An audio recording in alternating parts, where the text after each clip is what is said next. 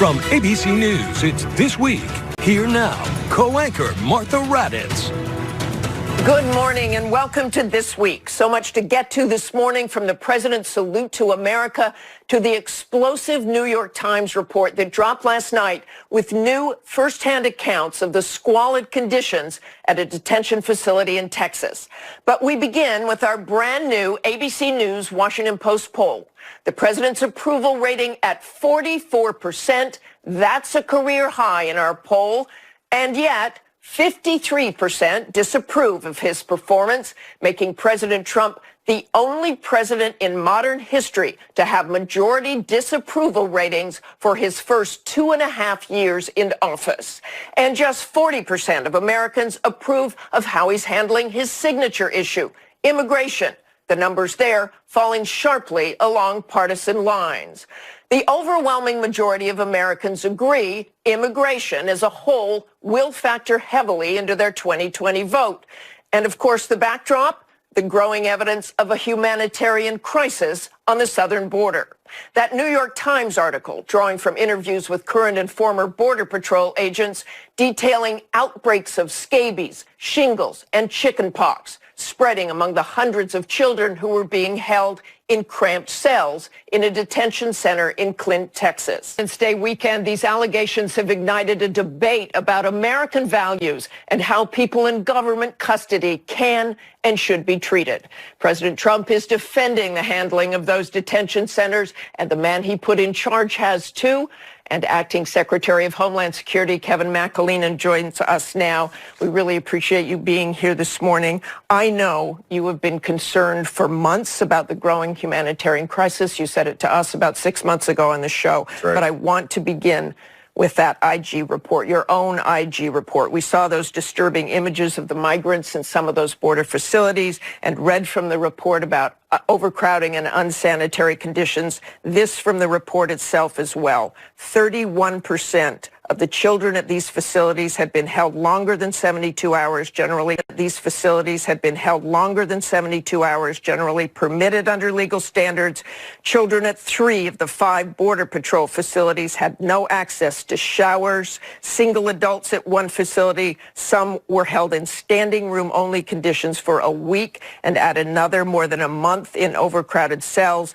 And although standards require CBP to make a reasonable effort to provide a shower for adults after 72 hours, most single adults had not had a shower in CBP custody, despite several being held, again, for as long as a month. When you read that, when you look at those images, what's your explanation?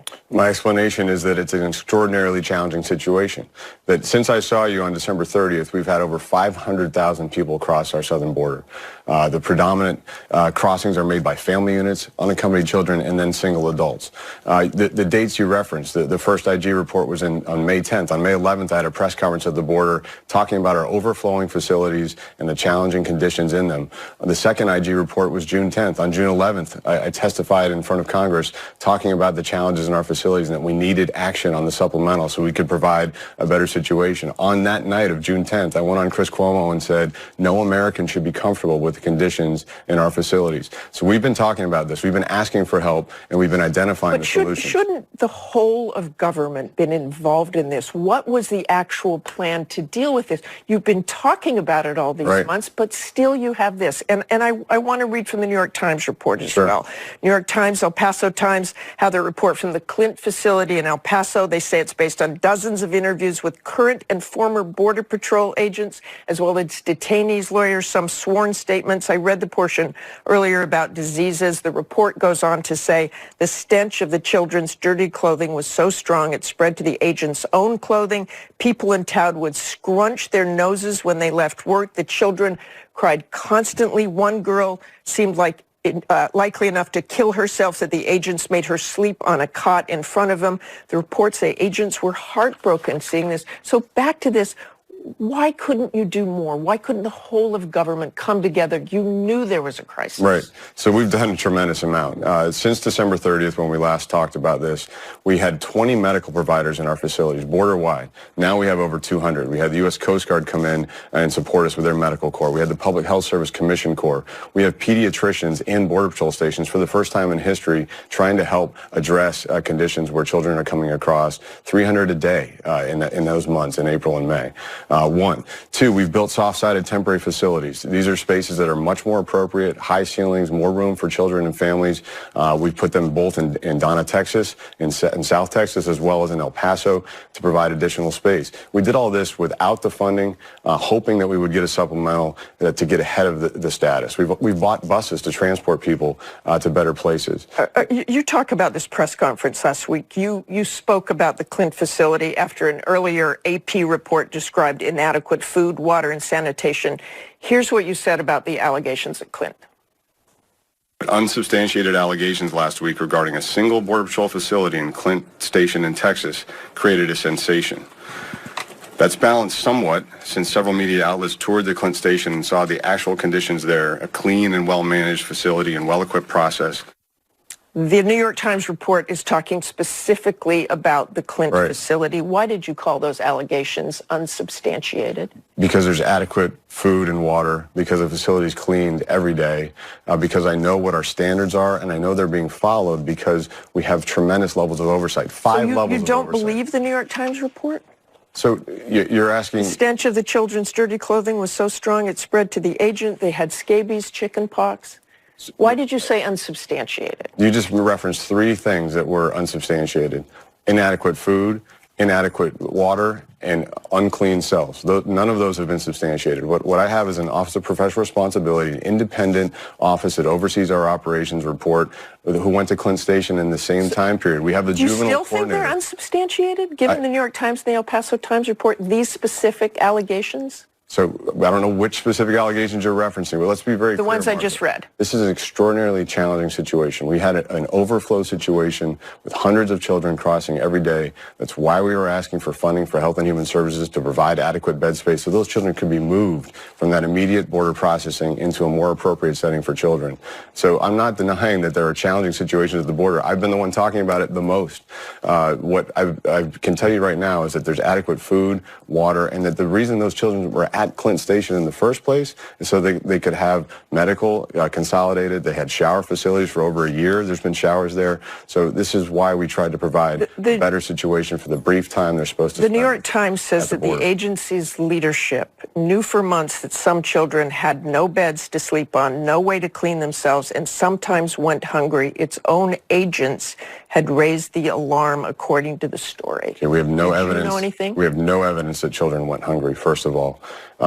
Police station cells are not a good place for children, as I've said. Had agents raised alarms that you had heard about? Of course we're worried about it. Everyone in the entire chain of command was worried about the situation for children. That's why we've built soft-sided facilities, 1,000 spaces already. We're building more that are going to be opening next week. We're trying to provide as much space and as much nice a setting as we possibly can while children are in our custody. But the big point was to move them to HHS. Let me give you an update on that. On June 1st, we had 2,500 children in our custody. 1,200 had been with us over 3 days.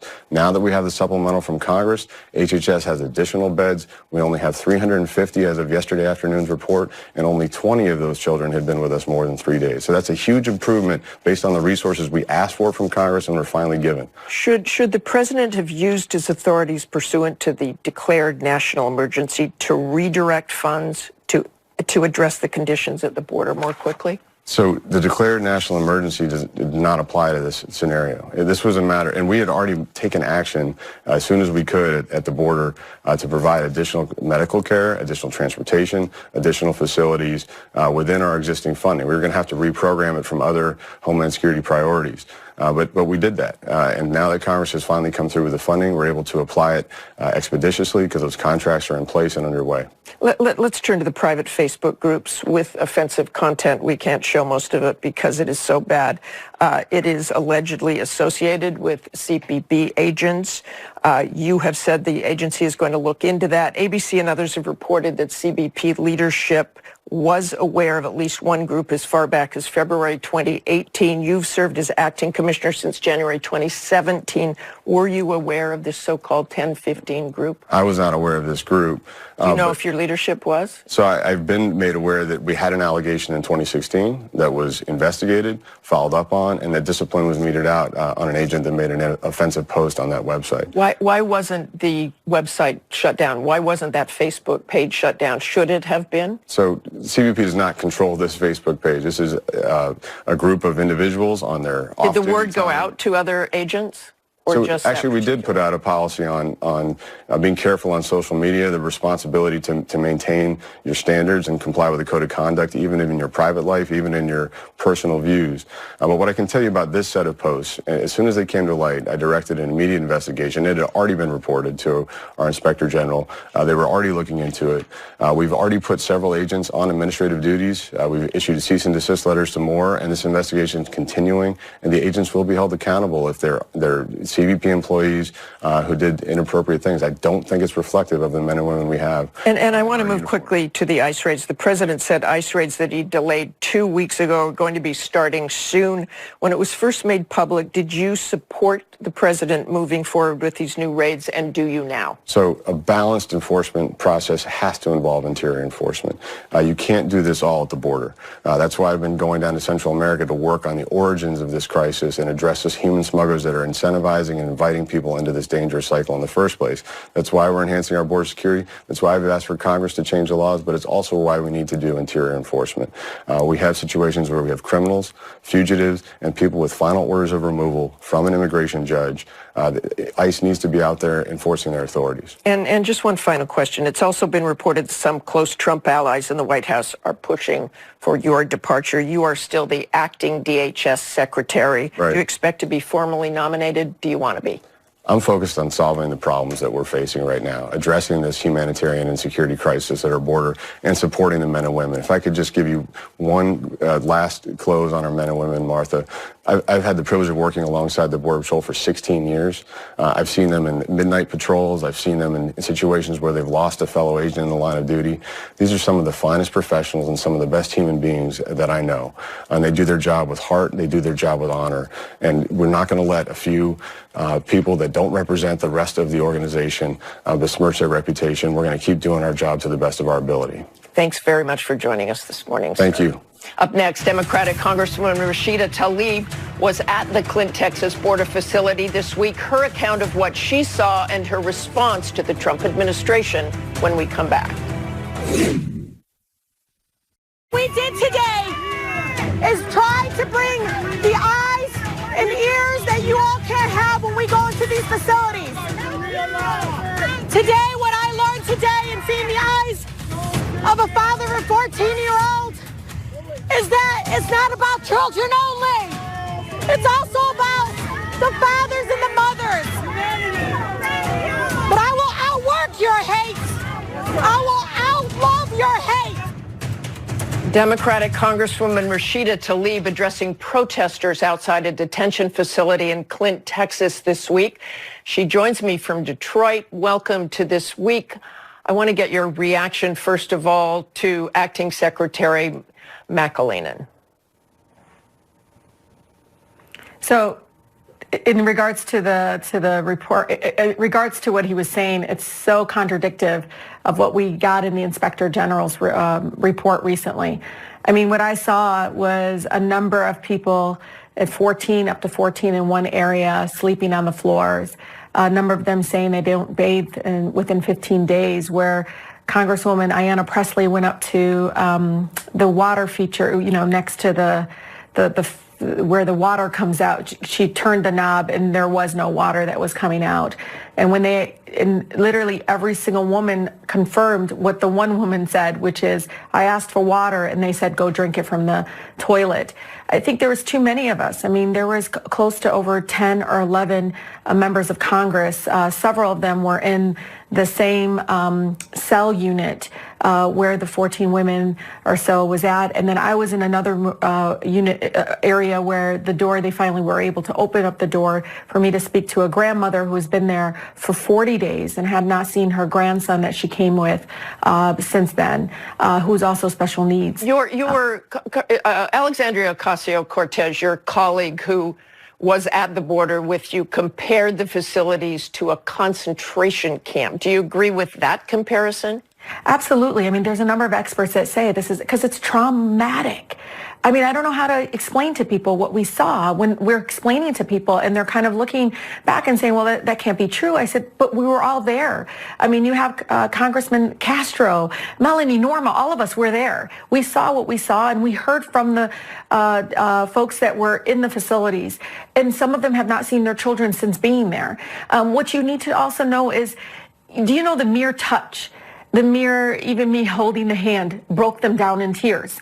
That tells you they're under a lot of trauma, that they are in a facility that is dehumanizing. And, you know, this is a choice by the current administration. They are choosing to not allow asylum seekers to go through the legal process. Congresswoman, I want to stop you here for just a second. McAleenan has been sounding the alarm for months for resources to help the migrants. You voted against the $4.6 billion emergency border bill to deal with the surge of migrants that included almost $3 billion to provide shelter and care for unaccompanied children. Acting Secretary McAleenan says those funds are critical to get children out of CBP custody and transferred, even if the bill didn't have everything you wanted. But listen to this. Do you know what the CBP agents said on the ground, though, Martha? Just answer you know what they said? What did they say on the ground? Ask a CBP agent. That's the one thing. I can talk to this secretary and he can say throw more money at a broken system, at an inhumane system.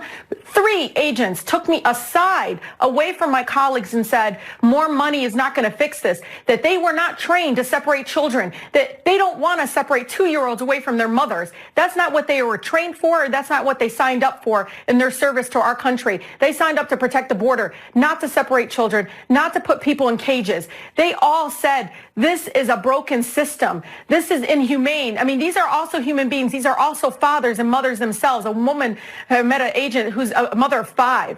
They all don't want to be doing this. They all know this is a choice. And let's be honest right here, Martha. In the 80s, it was more that was coming across the border. And we didn't do this. We allowed the asylum seekers to go through the legal process. We allowed community-based agencies to take the lead and show us evidence-based approaches to making sure that people are in humane conditions, that they have medical care, that they are not going to go hungry. I mean, this father told me he was there for 4 days and he's just been eating potato chips, but more importantly, he's gripping his son, telling me, I just want my son to be an American boy.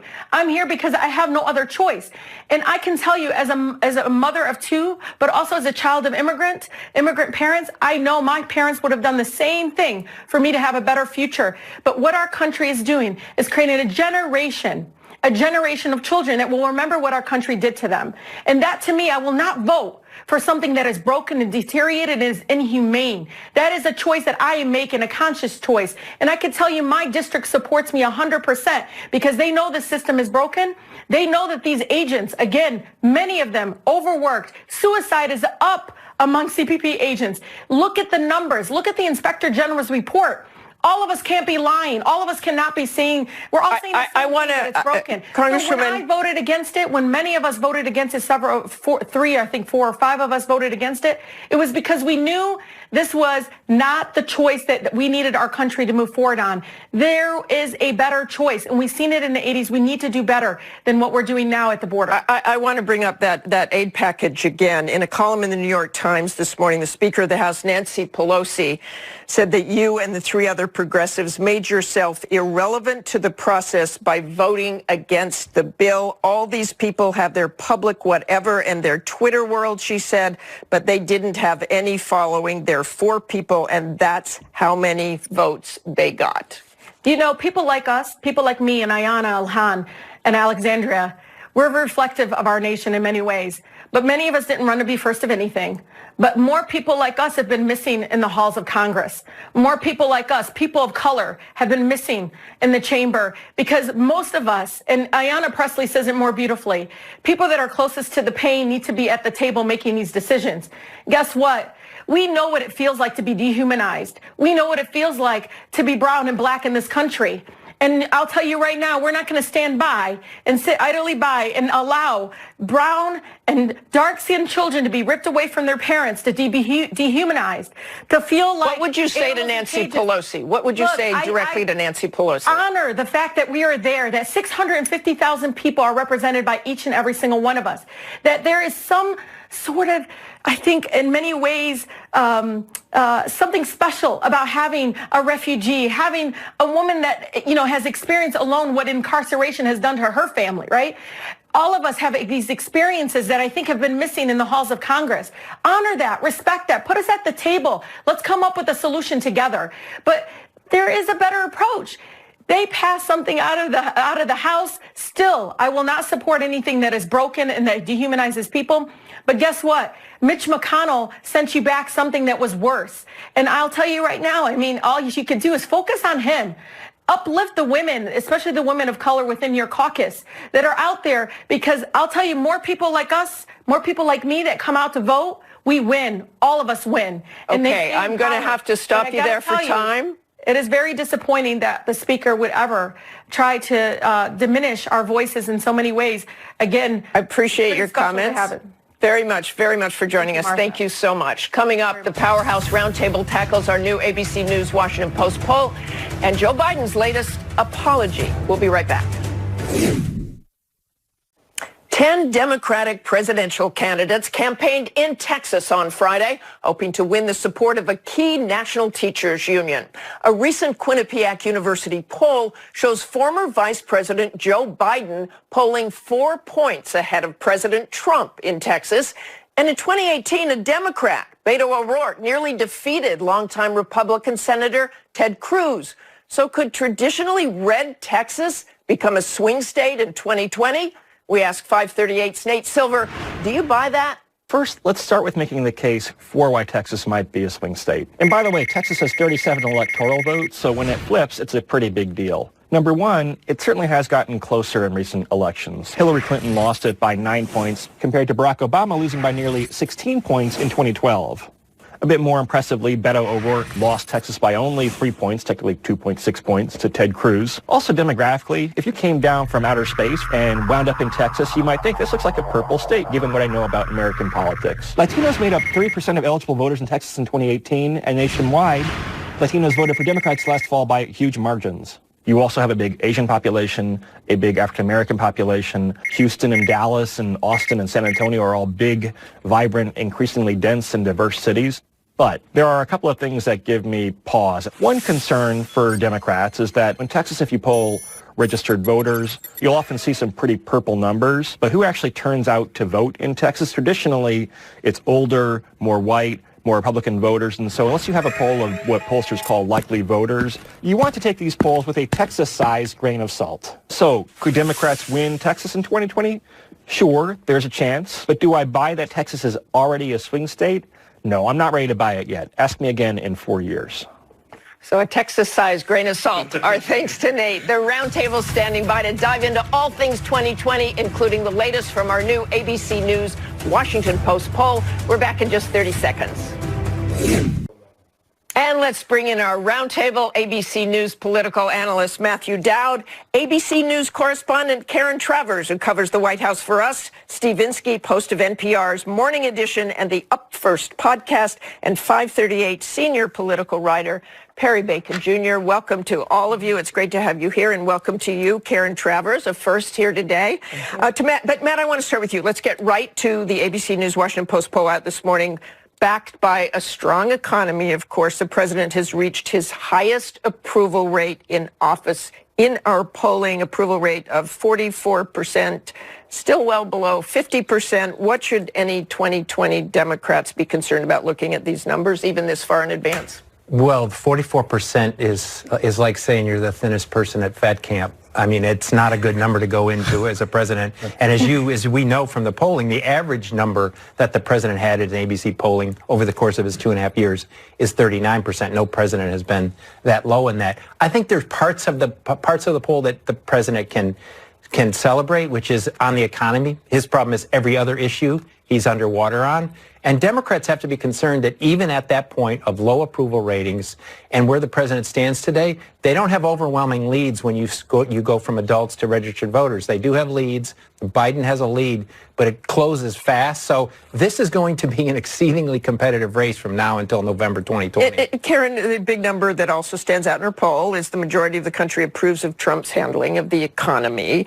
The stock market reached another high this week. So just playing off that, if that remains the case, is that simply the road to victory, in your opinion? The Trump campaign hopes it is, and that it's enough to propel him. But that is the president's best number on the economy, and it's just over 50%. The economy is the top issue for American voters, and that's why you're going to see the Trump campaign try and make the president make that the centerpiece of all of his campaign rallies, his campaign message. But it's everything else then that becomes problematic, because voters also say healthcare and immigration are also equally as important as the economy. And on those issues, the president has high disapproval numbers and does and says controversial things with his policies. And one of those big issues, of course, which we've been talking about all morning, Stephen Skeep, both parties seem to capitalize on immigration. You heard the DHS secretary. How difficult will it be for Trump to run on the issue of immigration if this continues or if he doesn't get that wall? Well, he certainly ran on it in 2018, not very successfully, but he believed that was something that motivated his base voters.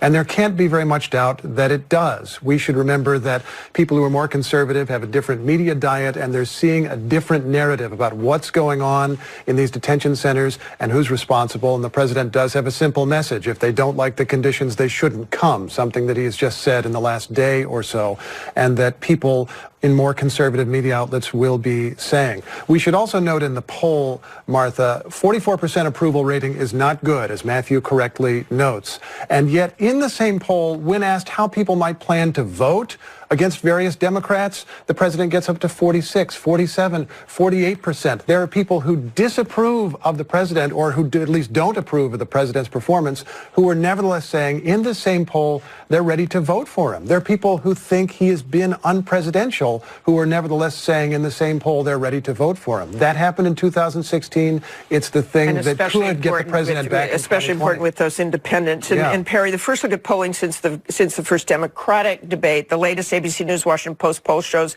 Senator Kamala Harris did get a bump after the debate, but Joe Biden is still leading the pack. What do the latest polls tell you about what voters are looking for in the Democratic field? We've had overall about 5 post-debate polls. The debate seems a million years ago. It seems like a million years ago. We had 5 polls since, and the ABC poll was pretty strong for Biden. Biden still leads almost every poll. That said, the general trend of the last month has been Warren is gaining and Kamala Harris is gaining. Bernie Sanders is going down a little bit, and Biden is going down a little bit. Biden is still the front runner. He's ahead in every poll. That said, this debate performance was not great for him, and it shows up in the numbers, and he's now, and Harris, from fundraising to on the ground in Iowa, is doing better and has a bit of momentum right now.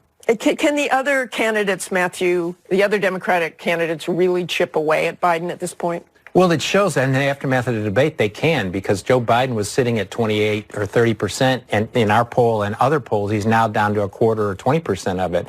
I mean, I think we're in the round. This is so soccer go women today. They're playing the Netherlands, so hope the women win. We're in this sort of group stage, and we're about to go into the knockout stage soon, probably in the advance of the ABC debate in September, is I think Joe Biden and Bernie Sanders are the 2 weakest sort of front-running candidates that we've had in a party in a long, long time. And I think once other candidates sort of demonstrate, get name ID, do well in debates, that's when I think those 2 are really in trouble. And Karen, we're also seeing President Trump, you see this all the time, President Trump going after Joe Biden. They're taking shots at each other. Does that help Biden, do you think, to be seen as a Trump opponent, or is it a little more attention that he wants? It helps because it allows him to make this a general election. It allows Biden to say this is all about who can best beat Trump, and if he's focusing on me, it means he's the most worried about me. So it allows him to skip the Democratic primary at this point and focus on next year. But it hurts because it means Joe Biden's getting it from all sides. He's getting it from his Democratic rivals, and he's getting it from President Trump. But you're right. The president focuses on Joe Biden more than any other candidate. He makes comments about him in public statements. He tweets about him. Yesterday, he was also tweeting about Joe Biden. And that shows perhaps that he's paying attention to the polls, which shows Joe Biden leading him nationally and in key states. But I also think that the Trump campaign feels that there are weaknesses about Joe Biden's campaign that Matt just mentioned that they can exploit, and they'd like to see that matchup. And biggest asset that Joe Biden has is Donald Trump. Biggest asset Joe Biden has, because once he has electability, and that's his biggest asset right now, and demonstrating he could pivot up against Donald Trump is the best thing Joe Biden has. And Steve, the war of words between Kamala Harris and Biden continued this week over the issue of busing, going back to those debates, as their campaign argued over whether they really disagree on the issues. But yesterday we heard this from Biden, an apology. Hang on just a sec. Okay. Now, was I wrong a few weeks ago to somehow give the impression to people that I was praising those men who I successfully opposed time and again? Well, yes, I was. I regret it. And I'm sorry for any of the pain or misconception they may have caused anybody. Okay, Steve, will that end it? Well, he actually did say, I'm sorry for any pain or misconception. It's an actual apology. In a sense, it ends it in that we have this endless river of news going on, and we're so far out from the election, and we may not even remember this episode weeks from now. But it gets to the heart of Biden's appeal and his political style and the way he wants to sell himself. He wants to tell voters, I'm the guy who can work with the other side. I'm the guy who can get things done, even with people with whom I profoundly disagree. But it's also a reminder that Joe Biden has been around a long time. He's been around since the days when people who had been open segregationists were still in positions of power in the government, and he dealt with those people once upon a time. Perry, does this put the issue to bed? I think it puts this issue to bed. Yes, I think he's apologizing now, which is what Cory Booker asked for, but it shows a weakness of his campaign. But how about the fact that it was 2 weeks? That's what I was going to say. Exactly that is, as Cory Booker said, you should apologize. Well, literally 18 days ago, Biden got there now. If you're going to move on an issue anyway, this is the problem with Biden is he has the wrong position in the current Democratic Party on a long list of issues, and he either has to move, and he probably should move quickly as opposed to letting this, he got attacked by Booker, Kamala Harris, Elizabeth Warren on this issue. He probably needs to adjust and be willing to say, like, the Iraq war vote is going to come up at some point. He's using the death penalty going to come up at some point. He needs to figure out where in the party is a moderation. But then does that turn into a huge apology tour? Is that what he's trying to avoid? As I said earlier, his greatest asset is Donald Trump. His biggest vulnerability is Joe Biden. And Joe Biden, the question is always going to be, it's not just this specific issue or another issue, is does he, a politician that got elected before 8-track tapes came and went, does he fit the 21st century America and Democratic Party? And over the steps he's taken in the last 30 days, he showed he's out of sync with where the country is today. The Democratic Party, for sure. And Karen, that brings me to you, because one of the things I love about your reporting is that you often tell us here at ABC about what you're hearing from around the country. You talk to a lot of radio hosts doing ABC News Radio and the questions they ask you.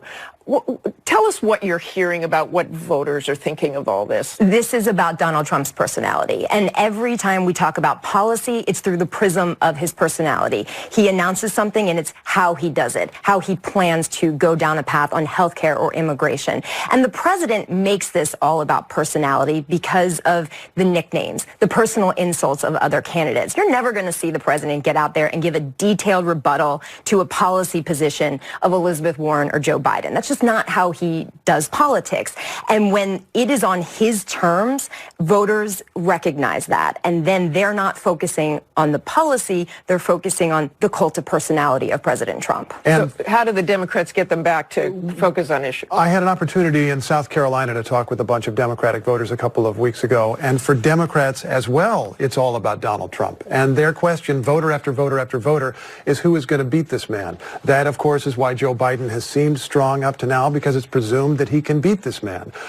If other Democrats get to the point where they seem credible enough, we could see dramatic change in the numbers you just had in this ABC poll. I think the Democrats are making a mistake in talking almost too much about the issues. Like, it's not clear to me Americans want Obamacare to stay and some improvements to their health care. It's not clear to me they're dying to have Medicare for all with no. I do think the Democrats have to be careful. Voters are concerned about Trump. He has a high disapproval rating. In 2016, most people did not vote for Trump. So we know there's an anti-Trump majority in the country. The question is, are the Democrats speaking to them in the right way? And I think a smarter campaign would be to talk about how people don't like Trump's personality more than his policies, I would argue. But presidential elections are always, they're never fundamentally about personality or issues. They're always about values. Those two things indicate something. And I think the Democrats have made mistakes in presidential elections. Obama did this well, is that you have to talk about all of those things, personality and policies, as it relates to a big, broad issue, a big, broad value that the American public cares about. And Perry, I just want to get you quickly on the second quarter fundraising, which brought some truly staggering totals. Kamala Harris, nearly $12 million. Bernie Sanders, 18. Joe Biden, 21.5. And Pete Buttigieg, 24.8. All really impressive hauls across the board. But what do you make of Mayor Pete Buttigieg getting nearly $25 million, but sitting at only 4% in the latest poll? I think it tells you, and you see this in his campaign hints, that he has a deep, intense coalition, but not necessarily a broad one. He has very low numbers of African Americans, for example, who tend not to give money, but who tend to vote a lot in that manner. So I think it doesn't tell us very much. I was surprised Biden, who I think is the front runner, should have raised more than the mayor of the fourth largest city in Indiana. So I was surprised Biden did not do particularly well. But I don't think Pete needs to broaden his coalition. And right now it is kind of coastal elites, even though he's from the Midwest, it's kind of coastal elites, and you can raise money with them but not win many votes from them. And Steve, just very quickly, Congressman Justin Amash, who's been very critical of President Trump and his belief that he committed impeachable offenses, announced on the 4th that he was leaving the GOP. And today he said on CNN, I still wouldn't rule out a run. I wouldn't rule anything out. And perhaps that includes a run against Donald Trump. Well, everyone else is running. Why wouldn't he run? Exactly. Everyone else is running. Whether it's a real possibility, I don't know. And of course, you have to ask, if you're Justin Amash, do you just take votes away from the Democrat in that scenario and help re-elect the president? And Matt, a very quick final word. I always do this to you because I know you're not that quick on the final word. Your thoughts on the president's salute to America? I would like to quote George W. Bush, which he said about the president's inauguration. That was some weird blank. I thought it was bizarre, and instead of a celebration of the troops, it looked like he was using, instead of celebrating the troops, he looked like he was using the troops and the military to celebrate himself. I think it's going to come and go. His supporters love it. Everybody that opposes Donald Trump hates it. It's just another one of these moments. But it was, I think, a rather bizarre celebration of July 4th. And that's what it was about. He said the troops, and he did stay on message most of the time. When he wasn't talking about airports in the exactly. When the prompter was operating, he definitely more on message than usual. Definitely stayed on message. Thanks for all of you. It's always great to see you, especially on a holiday weekend. Coming up, is it too late for Congressman Seth Moulton to break through in the crowded 2020 field? Our conversation when we come back.